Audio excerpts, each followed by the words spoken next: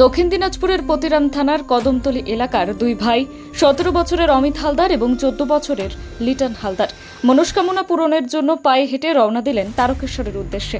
গত বছরেই তারা প্রতিজ্ঞা করেছিলেন যে পায়ে হেঁটে গিয়ে তারকেশ্বরের শিব ঠাকুরের মাথায় জল ঢেলে পুজো করবেন।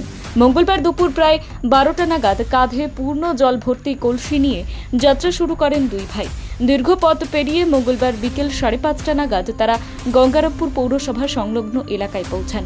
সেখানকার স্থানীয়রা তাদের হাতে তুলে দেন কিছু অর্থ এবং জলের বোতল, যাতে যাত্রাপথে কষ্ট কিছুটা লাঘব হয়।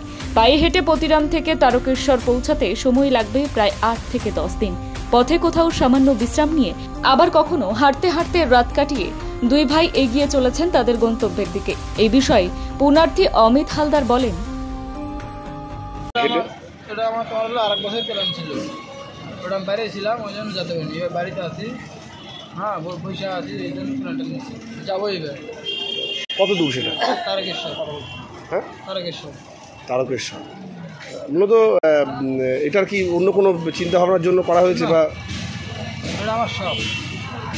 কতদিন লাগবে যেতে তাও? ৯-১০ দিন। ৯-১০ দিন।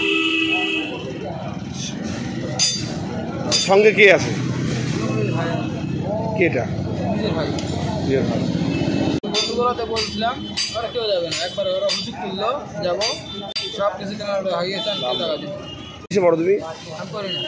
মানে ভাই কিসে পড়ে? ভাই তো বড় ভাই, আমি কাজ করি। ভাইও কাজ করে? করতো, মানে পড়াশোনা করে দিই।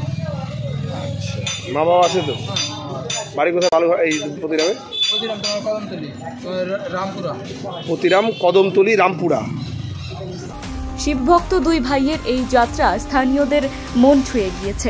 এ বিষয়ে গঙ্গারামপুরের বাসিন্দা জানান, তারা পতিরাম থেকে তারকেশ্বর যাচ্ছে। মূলত কি কারণের জন্য, কি শুনলেন আপনারা? তো পুণ্যের কারণে যাচ্ছে, বাবা মহাদেবের জল ঢালার জন্য, তারা একটা হয়তো স্বপ্ন পূরণ করার জন্য যাচ্ছে।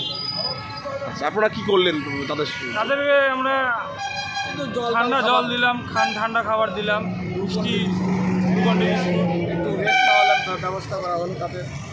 আচ্ছা। গঙ্গারামপুর থেকে বিশেষ প্রতিবেদন, নিউজ টুডে।